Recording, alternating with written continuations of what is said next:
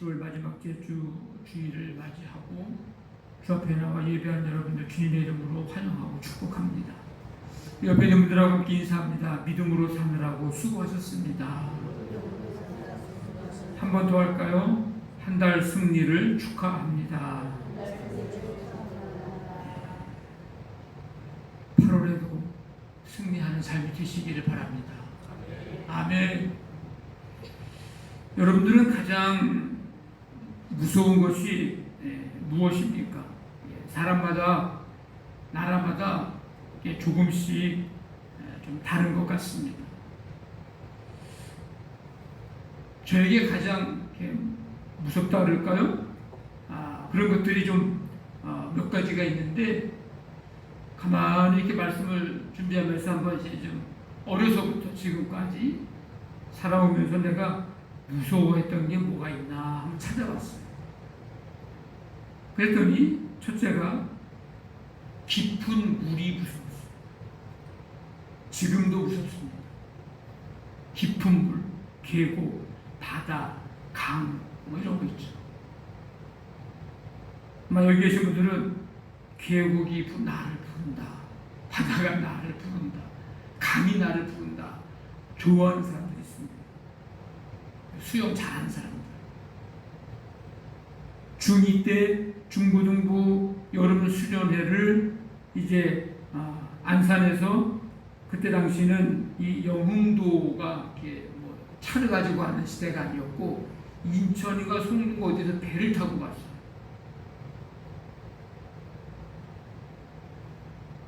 그 수련회 가가지고 그 영흥도 해변에서 이 친구들하고 이제 재미있게 물놀이를 하는 그런 타임이었는데 애들이 나를 그 모래 있는 바닷가 쪽이 아니고 저 바다 깊은 쪽으로 바다 쪽으로 나를 넷이서 팔다리에 하나씩 잡아가지고 쥐고 하나 둘 셋 하더니 쥐고 던지는 거예요. 제가 수영을 못하는데 거기서 막 2번 들어갔다 나오고 빠져 죽는 줄 알았어요. 그로부터 깊은 물은 가지 않습니다. 무서워서 제가 어디서 빠져 죽을 뻔했다 그랬어요.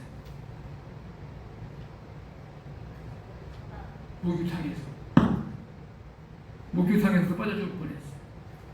그래서는 냉탕도 약간 좀 깊어요. 남자들 잘 안 갑니다. 빠져 죽을 거. 중고등부 청년부 수련회 제가 담당하는 동안은 깊은 바다나 강 쪽으로 수련회 간 적이 없어요. 만약에 가도 무릎 밑에 정도의 깊이에 있는 곳만 가는 거예요. 무서워서. 또 한 가지는 제가 청년 때로 기억이 드는데 성탄절 2부 행사에 이제 준비를 막 이제 하는 거죠. 2부 때가 이제 다가오는 거 성탄절이. 다른 교사들과 함께 열심히 이제 준비를 하고 있는데 그 예배실 중앙에 있는 그 나무 때는 난로가 우리 교회에는 있었습니다. 그러다 보니까 이제 교회 안이 어떻게 돼요? 건조해지고 그래서 다른 이제 저보다 다 나이 많은 그 선생님들인데 저보고 좀 물 좀 떠다 달라는 거, 어두워라는 거. 그래서 교회 바로 나가면은 교회 바로 밑에 누가 살았냐면 한 장로님 가정이 살았습니다.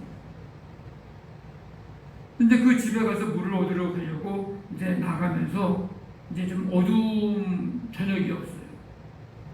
장로님 물 그랬는데 말도 다 끝나기 전에 그 장로님네 그 마루 밑에서 있었던 개 한 마리가 튀어나오더니 저의 왼쪽 무릎을 물고 도망을 갔어요.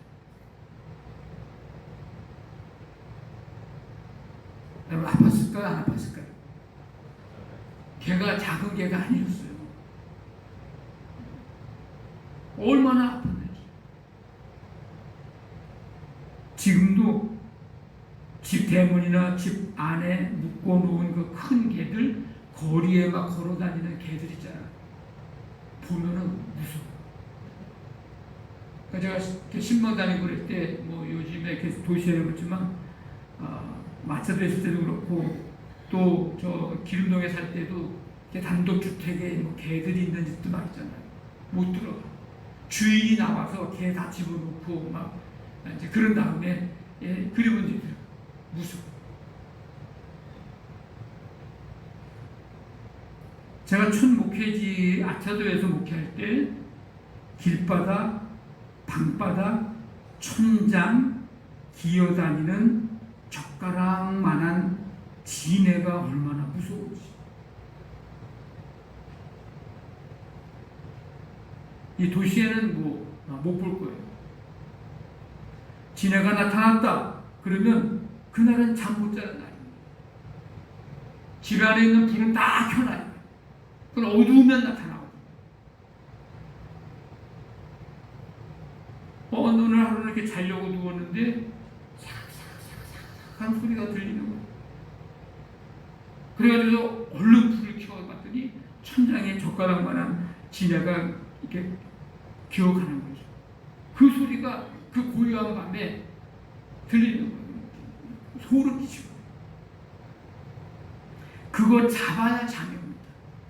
그러니까 지네는 꼭 2마리씩 쌍으로 나온다고 그러더라고요. 그래서 그거 한 마리 잡으면 한 마리 어디선가 또 분명히 있는 거야. 그게 나와서 그걸 잡아야 자는 거예요. 그런 세월을 14년을 아차도에서 지냈는데 감사한 건 14년 있는 동안에 초창기에는 우리 유로 셋이 좀 유로 병목이 태어났을 때는 4명이 한 번도 물리지 않았다는 거예요. 아멘 좀 한번 해보세요. 이게 얼마나 기적인지 몰라요. 한 번도 안 물렸어 4년 동안. 우리 막내 동생은 저보다 한 7살인가 어린데 형 목회하는 곳에 한번 와본다고 왔다가 그날 밤에 지인한테 물렸어. 밤새 아팠다고 그러더라고. 다음날 나한테 야 그걸 얘기해야지 얘기 않고 그냥 있었더니 너무 아파서 밤이라서 또 깰까봐 얘기 못했다. 그 다음날 내 동생 보는 지네 잡느라고 집안을 월등다지도 없고 그냥 결국은 잡았지. 무서워. 지금도 지네는 무섭습니다. 뭐 뱀은 뭐 말할 것도 집안 마당에 그냥 주택 마당에 뭐 독사나 또 꽃뱀 같은 것들 막 와 있고 앉아 있고 뱀도 무서워. 그다음에 높은 곳이나 비행기 타고 높이 올라가는 거, 뭐 케이블카 타고 다니는 거, 이거는 좀 괜찮은데 뛰어내린다거나 그 위를 걷는다든지 그 스카이워크 같은 거 있죠. 위에 이렇게 가가지고서 밑에 투명하게 가는 거, 높은 데 올라가서 이렇게 내려다 보이는 그런 거 있잖아요. 다리 떨려서 못 가요. 무서워. 롤러코스터 저는 못합니다. 바이킹 한번 탔다가 서울대공원에서 한번 탔다가 죽는 줄 알았어요. 다시는 안 탑니다. 뭐 저 안 타봤지만 뭐 서울랜드에 있는 뭐 블랙홀, 경주월드에 있는 뭐 트라켄 뭐 이런 등등 뭐가 있겠는데 가지도 않지만 타지도 않습니다. 무서워. 사람들은 뭘 가장 무서워할까? 저 개인적으로는 그런 것들이 살아오면서 나의 무서움이 대상이 됐어요. 그래서 사람들은 뭐가 가장 무서워할까? 뭐를 신뢰도 높은 조사 기관에서 이제 여러 기관에서 조사를 했는데 종합을 해보니까 가장 상위권에 등장하는 두려움, 공포, 무서움 이게 있는데 물론 나라마다 사람마다 조금씩 다르지만 이제 조사 결과에 보니까 10가지가 뭐라고 하냐면 첫째가 죽음이,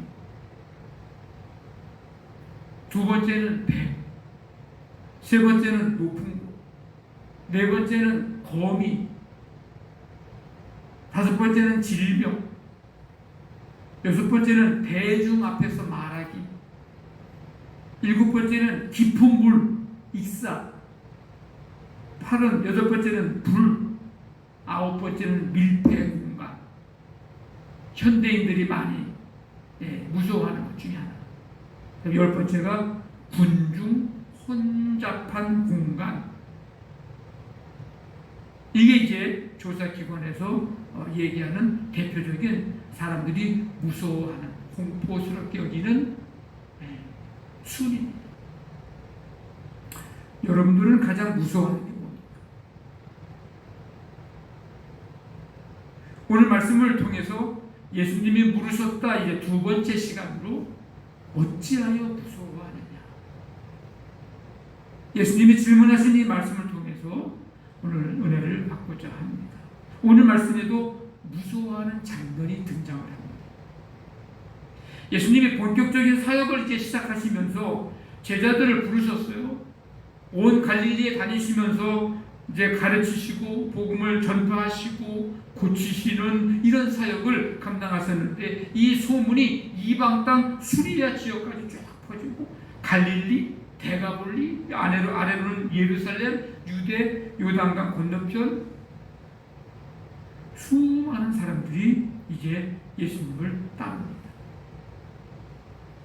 예수님이 이제 산 위에 올라가셔서 앉으시고 거기서 제자들을 가르쳐 주셨는데 그 내용이 마태복음 5장, 6장, 7장입니다. 산상수훈이라고 부르죠. 그 산 위에서 이제 제자들을 가르치신 다음에 내려오셔가지고 본격적으로 예수님이 기적을 베풀어 주시는데 8장, 9장에 마태복음 8장, 9장에 10가지의 기적이 등장을 합니다. 그 중에 하나가 오늘 읽은 말씀이 속해 있는 말씀이 있는 이 내용의 기적입니다. 자, 예수님께서 이제 배에 오르셨어요. 제자들과 함께 갈릴리 서쪽에서 동쪽으로 가고 있었는데 갈릴리 바다에 광풍이 불어서 큰 노을이 일어났습니다. 격렬한 흔들림이 있고요. 막 동요가 일어나고요. 어느 정도였냐면 배가 물결에 덮이게 될 정도. 그때 예수님은 뭐하고 계셨는가? 주무시고 계셨습니다. 제자들이 놀라가지고 다급히 예수님을 이제 깨우면서 소리를 지릅니다. 주여 구원하소서, 우리가 죽겠나이다. 예수님이 그 제자들의 다급한 소리를 들으시고 말씀을 하십니다. 어찌하여 무서워하느냐, 믿음이 작은 자들아. 이 말씀을 하시고서 일어나셔가지고 바람과 바다를 꾸짖으셨는데 아주 잔잔하게 되었습니다. 이 장면을 지켜보던 많은 사람들이 놀랍게 여기면서 뭐라고 얘기합니까? 아니, 이 사람이 어떤 사람이기에 바람과 바다도 순종을 하는가? 이런 이야기들을 하고 있습니다. 예수님께서 제자들에게 던진 질문이 어찌하여 무서워하느냐?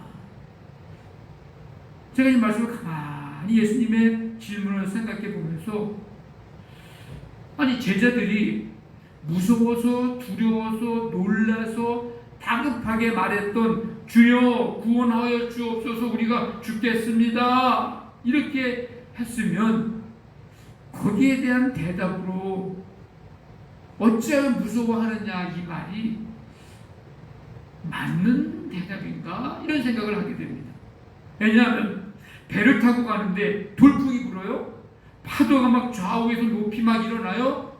배를 막 사정없이 파도가 치여요. 바닷물로 배가 막 덮일 위기예요. 잘못하면 배가 뒤집힐지 모르는 상황입니다. 여러분, 이런 상황에서 무섭지 않은 사람이 어디 있어요? 두렵지 않은 사람이 어디 있어요? 겁나지 않은 사람이 어디 있어요? 언젠가도 말씀드렸지만 이게 배를 타고 가다가 수심이 낮은 곳으로 선장이 가는, 그래서 밑에 그 갯벌에 배가 닿아가지고서 밀물 들어올 때까지 거기서 기다렸다는 얘기를 언제 한번 내가 들은 적이 있는데 그것도 무섭더라고. 그것도. 그런데 지금 이 상황이요, 얼마나 무섭고 두렵고 놀랐겠어요. 그런 모습이 당연한 거 아닙니까? 살려달라고 죽게 됐습니다. 그러면 예수님이 뭐라고 그랬어야 되죠? 뭐라고 그래야 제자들이 안심이 될까요? 야, 걱정하지 마. 너희들에게 아무 일도 일어나지 않을 거야. 내가 여기 있잖아, 내가. 그러면서 제자들의 손을 잡아주면서 아니면 어깨를 좀 등을 두드려주면서 이렇게 말씀해 주셔야 하는 게, 우리가 죽겠으니 주님 우리를 구원해 주소서라고 하는 이 제자들의 이 다급한 이 놀람의 소리에 맞는 응답, 맞는 대답이 아닙니까? 그런데 예수님은 뭐라고 되물으셨어요? 어찌하여 무서워하느냐? 그러니까 전혀 예상 밖의 대답입니다. 예수님이 근데 광풍이, 마가복음에 광풍이라고 되어 있어요. 광풍이 가지고 있는 위력을 몰라서, 광풍이 불면 어떤 일이 일어나는지를 몰라서, 배가 크게 흔들리는 이유를 몰라서 지금 어찌하여 무서워하느냐고 이렇게 예수님이 물으신 걸까? 이 무서워하다, 무섭다라는 말, 이 단어의 의미를 보면 단순히 그냥 겁이 많다, 무섭다 그런 내용이 아니라 용기를 잃은 상태, 두려움 때문에 믿음을 포기한 상태, 이런 뜻이 담겨 있어요. 무서움, 두려움, 공포 때문에 믿음도 잃고 용기도 잃고 행동도 멈춘 상태. 그러니까 예수님이 지금 이렇게 질문하시고 한 것은 무서워한 것 자체보다도 두려움에 의해서 지금 제자들이 지배를 당한 것에 대한 책망이라고 말할 수 있습니다. 지금 제자들의 믿음의 상태를 진단하는 질문을 던지신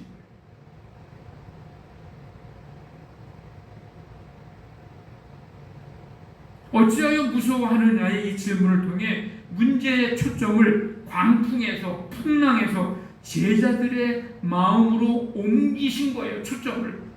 그래서 광풍이나 풍랑보다 더 큰 문제가 제자들 안에 있었기 때문입니다. 그게 뭐예요? 두려움이 저들의 믿음을 밀어냈다는 거예요.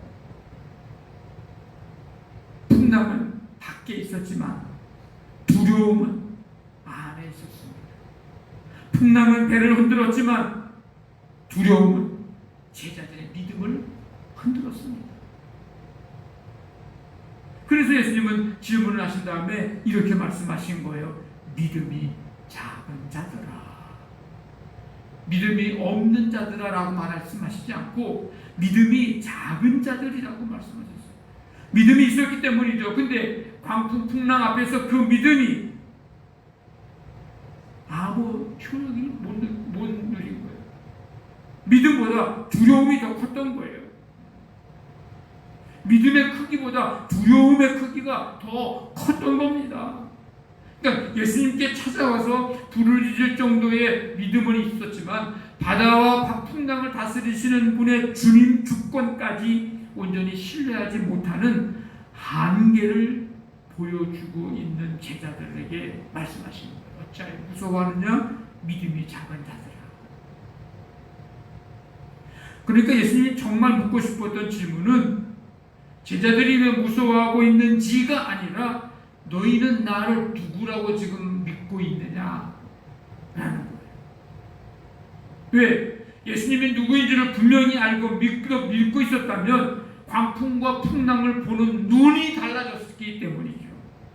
예수님을 제대로 알고 제대로 100%의 믿음을 가졌다면 달라졌을 텐데 지금 그들이 예수님을 같이 있기는 하지만 제대로 알지 못했고 믿긴 믿었지만 100%의 믿음은 아니었다는 것입니다. 어떻게 알 수 있어요? 그걸 바다와 바람 꾸짖으시니까 잔잔해졌다 그랬잖아요. 그때의 반응을 보면 이들의 믿음이 100%가 아니었다는 사실을 알 수가 있습니다. 놀랍게 여기면서 뭐라고 얘기합니까? 이가 어떤 사람이기에 바람과 바다도 순종하는가?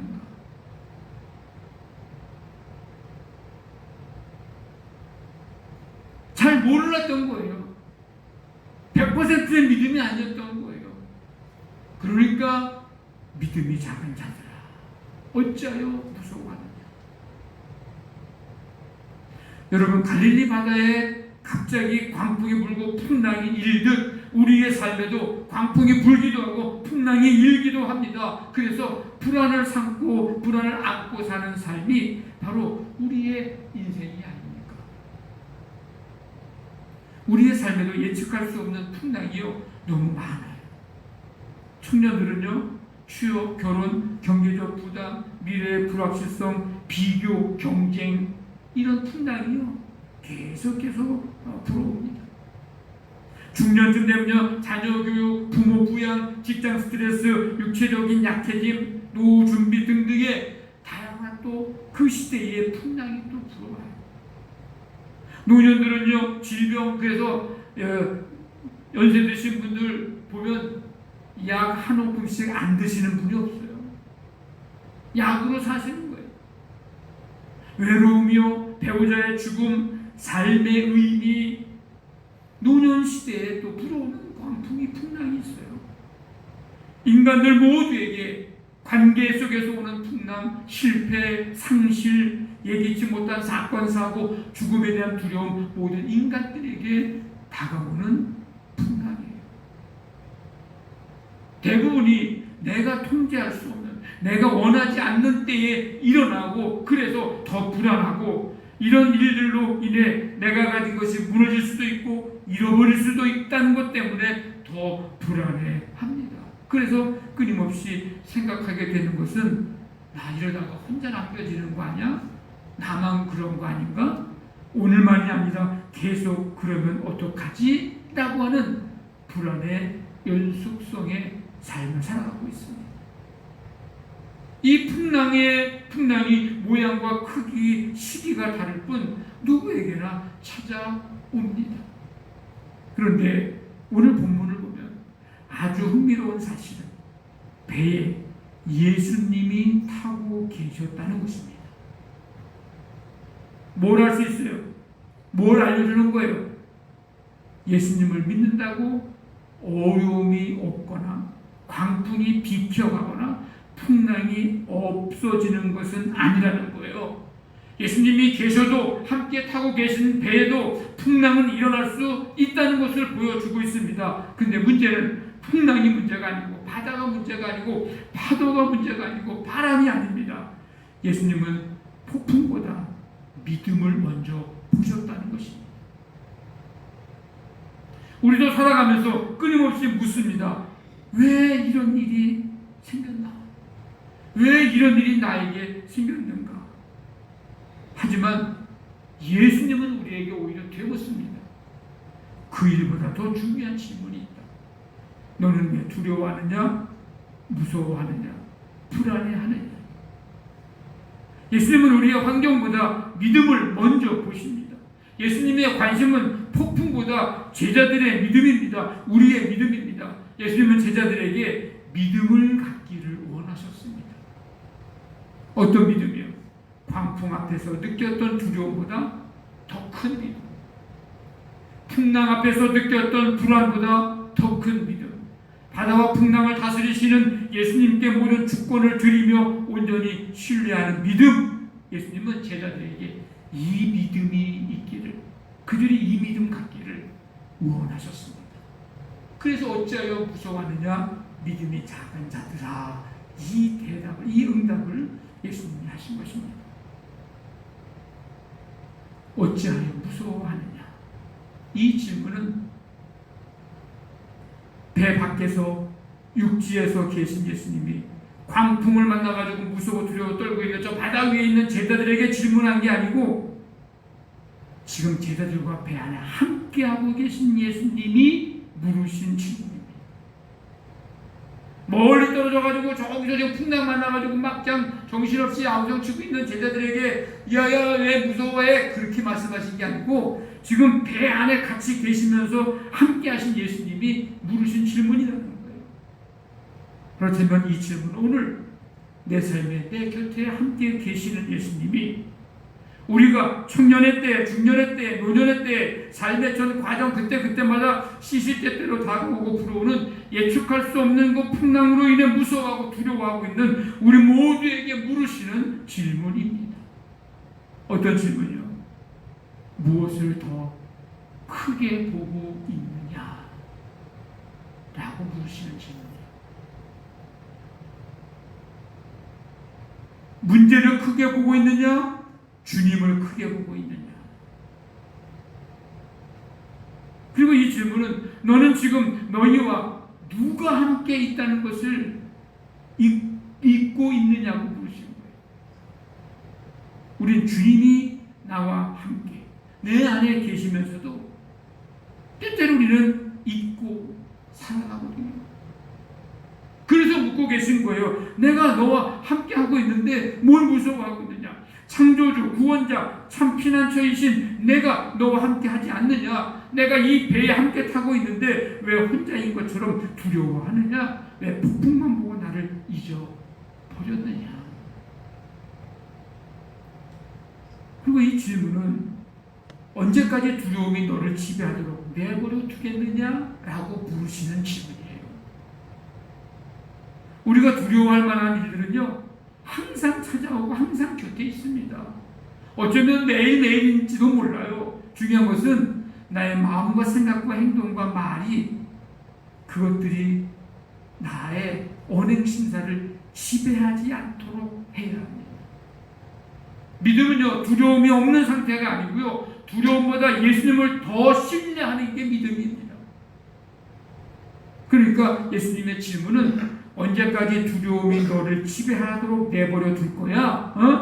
나를 더 신뢰해? 라고 물으시는 질문이 오늘 어찌하여 무서워하느냐? 이 질문입니다. 그리고 그 질문은 내가 너를 버릴 것 같으냐? 라고 물으시는 질문이기도 합니다. 내가 너를 떠난 적이 있느냐? 내가 너를 버린 적이 있느냐? 내가 너희를 떠나지도 버리지도 아니할 것인데 내가 너희와 영원토록 함께함. 이거에 대한 믿음을 믿지 못하고 어찌 두려워하느냐? 이 물음이. 여러분, 예수님이 제자들에게 원했던 그 믿음이 오늘 우리의 믿음이 되기를 원합니다. 아멘. 우리의 믿음이 되기를 원합니다. 어떻게 하면 될까? 내 인생의 배에 예수님께서 함께 타고 계심을 여러분 믿으시기를 바랍니다. 내 인생의 이 항해, 내 믿음의 이 항해 나 혼자 홀로 하는 게 아니고 내 안에 내 인생의 배에 예수님이 함께 타고 계신 거예요. 우리가 인생을 비유할 때 인생은 항해다, 항해하는 것과 같다라고 말합니다. 인생이라는 바다를 이제 배를 타고 목적지를 향해서 가는 것으로 비유합니다. 중요한 것은 그 바다에 파도가 잔잔하냐 풍랑이 있느냐 보다도 그 배 안에 누가 함께 타고 있느냐 이거예요. 여러분, 내 인생의 배에 예수님께서 함께 타고 계심을 믿으시기를 바랍니다. 우리가 하나님 나라 목적지에 이를 때까지, 저 소망의 나라에 이를 때까지 예수님은 내 인생의 배에서 내리시지 않으시고 함께 계십니다. 함께 가는 겁니다. 이 내 인생의 배에 함께 타고 계신 예수님이 어떤 분이신데요? 그분은 만물을 창조하시고 통치하시며 다스리시는 창조주 아니십니다. 27절에 보면 바람과 바다가 아주 잔잔해진 것을 본 제자들이 놀라면서 뭐라고 그래요? 야, 이 사람이 어떤 사람인데 바람과 바다도 순종을 하지? 이렇게 고백을 했습니다.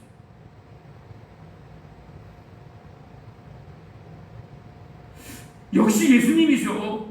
만물을 창조하시고 통치하시고 다스리시고 섭리하시는 창조주이셔. 이들이 예수님을 제대로 알고 믿었다면 이렇게 얘기를 했어야 되는 거예요. 야, 이 사람이 도대체 누구야? 누군데 바람과 바다가 이렇게 말을 잘 듣지? 이렇게 말하는 게 아니고 역시 예수님이셔. 역시 창조주 주님이셔. 이렇게 얘기해야 되는 건데 믿음이 없으니까 예수님께로부터 뭐라고 얘기 들어요? 믿음이 작은 자들아, 이 말을 들은 거예요. 예수님이 누구야? 창조주 예수님이시지. 온 만물을 다스리시고 섭리하시는 주님이시지. 너희들은 그것도 아직 믿지 못하고 있느냐?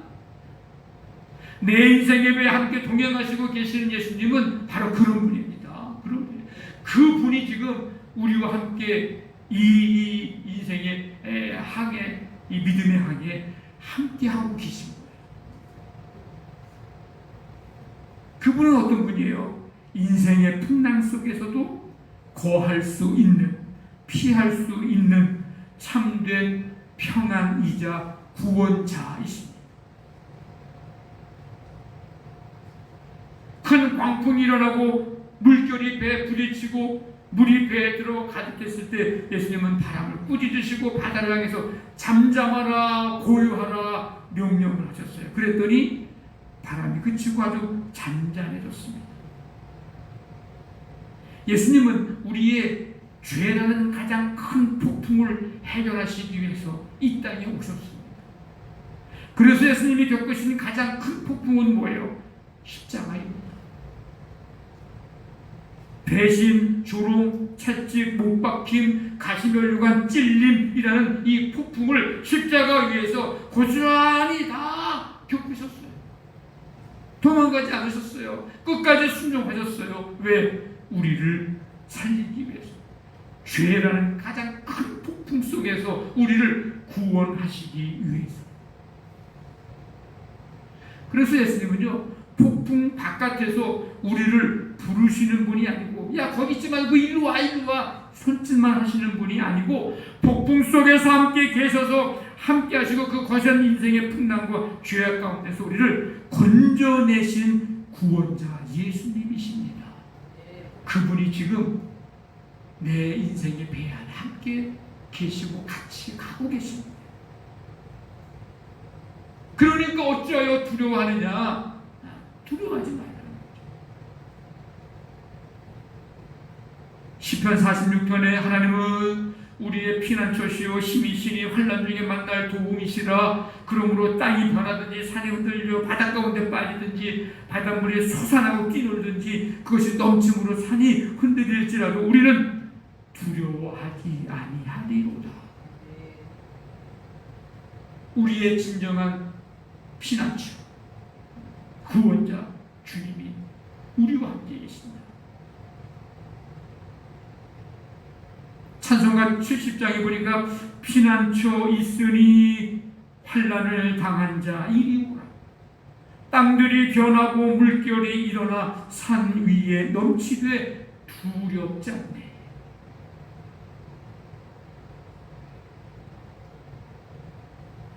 예수님은 우리와 함께 하시는 그 예수님은 어떤 분이시냐? 인생의 목적지까지 동행하시면서 걸음걸음을 인도하시는 분입니다. 오늘 제자들이 뭐라고 외쳐요? 주님, 우리를 좀 구원해 주세요.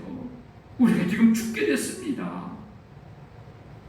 근데 예수님은 제자들을 죽게 하려고 배에 타신 게 아니라 건너가게 하시려고 배에 타신 거예요. 그래, 니네도 죽고 나도 죽자, 갈릴리 바다에 다 빠져 죽자, 그래서 배에 타신 게 아니고 이 바다를 건너가게 하시려고 예수님이 그 배에 오르신 거예요. 제자들과 함께 하나님의 나라를 전파하시고 가르치시고 고치시는 사역을 감당하시려고 지금 건너편으로 지금 가시려고 배에 오르신 거라고요. 우리의 삶도 마찬가지입니다.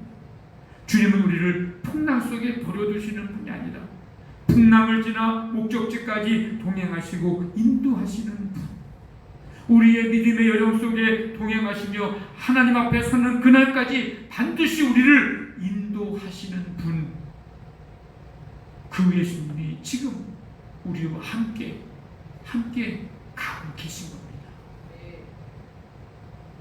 나의 갈 길 다가도 예수 인도하시니 어려운 일 당한 때도 뭘 주실까요? 응? 뭘 주셔요? 족하는 애 주시네. 여러분, 내 인생의 배에 함께 타고 계신 예수님이 바로 이런 분입니다. 내 인생의 배에 예수님께서 함께 타고 계심을 여러분 믿고 확신하시기를 바랍니다.